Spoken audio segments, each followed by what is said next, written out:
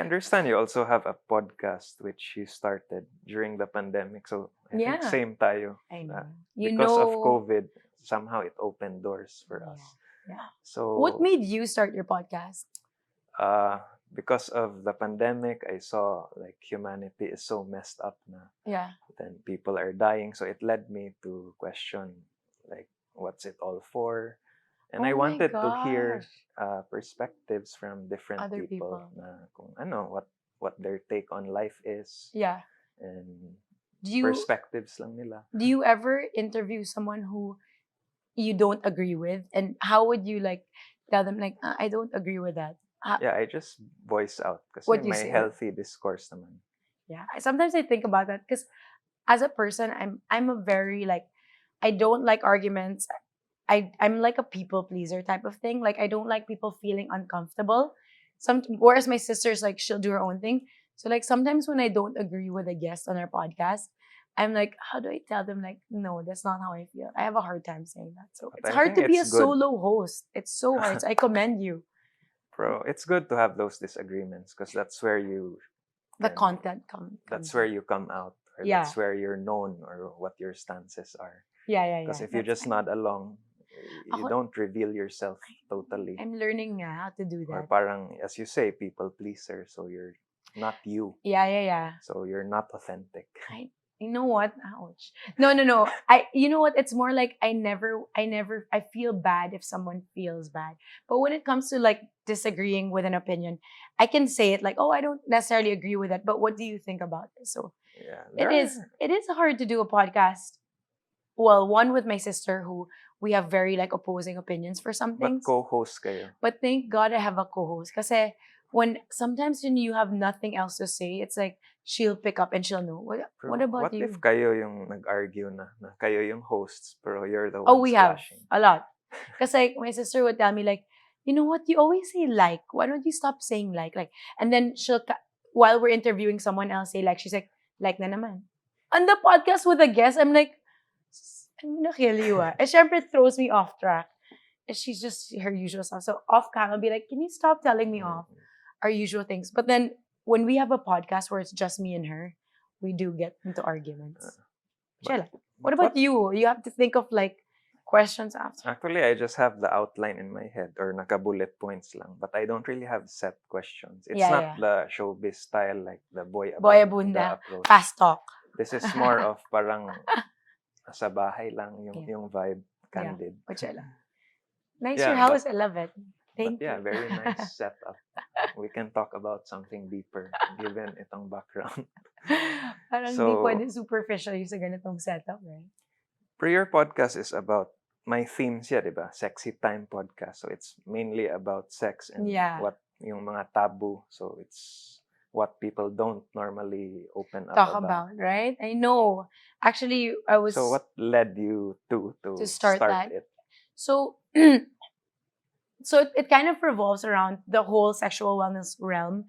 In the pandemic, my background is really in commercial real estate. I've been working in a company called KMC for like 8 years. But during the pandemic, real estate was down, especially commercial real estate, because no one's leaving their house. And I was thinking like, how am I going to make money? I want to do something I like to do. And then I was at a dinner. It was just me, my sister, and my cousin Martine. And I was saying, I've always wanted to start like a sexual wellness brand.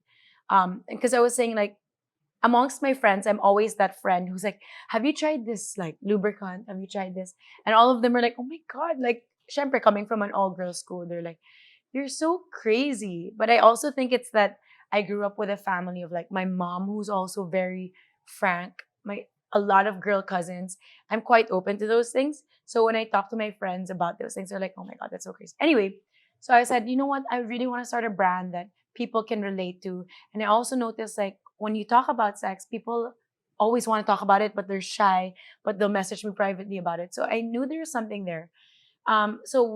What happened was I gave my sister like this lubricant to try, and she was like, I don't want to try that. That's weird. Like, this is Jelly Time. This is Jelly Time. Yeah. This is the story of how Jelly Time happened. I read about it also. Oh, really? So it connects to how we started the podcast, because when we decided to start Jelly Time, we didn't know how to market a brand like that in the Philippines, because how can you? For one, on Facebook, as soon as they detect certain like things that violate community guidelines, they take down the ads. So then we were like, how do we talk about something that can't be talked about? And right when that was happening, Spotify reached out to my sister. They were saying like, "Hi Isabel, do you want to start a podcast? I think you'd be perfect." But at that time, podcasts weren't a thing. So you're actually quite ahead of your time because podcasts really just started to bloom like I think in the past lately lang, year. especially Yeah, pandemic, di ba? exactly. So this was early in the pandemic. This was like 2020, end of 2020, start of 2021. And she was like, I don't know what will people be interested to listen to. And she was like, you know what? We're gonna start Jelly Time. Why don't we use this podcast as a platform to gauge people's interest in sexual wellness?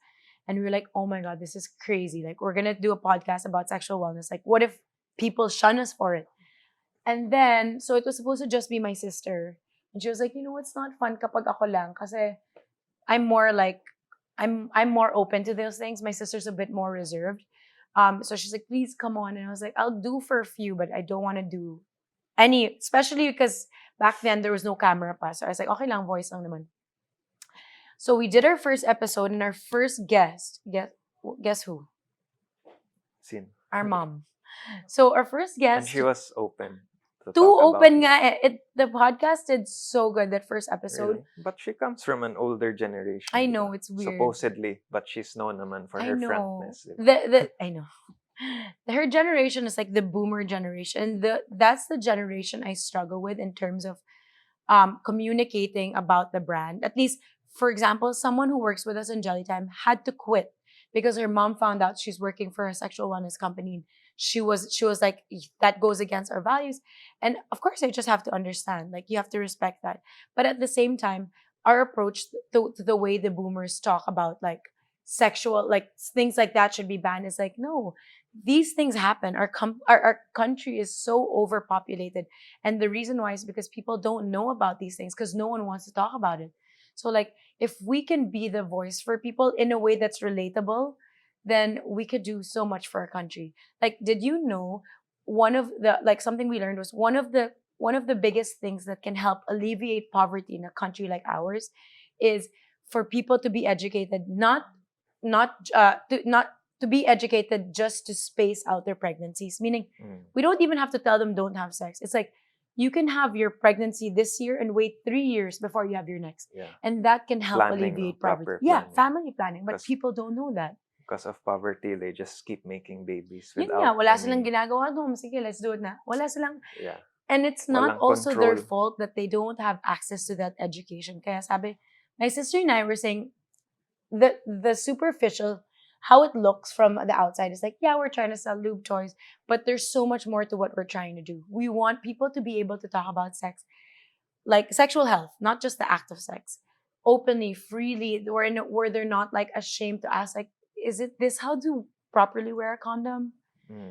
So our ultimate goal is to get a proper sex ed curriculum really embedded into the Philippine educational system. And if we do that, we're doing our job well.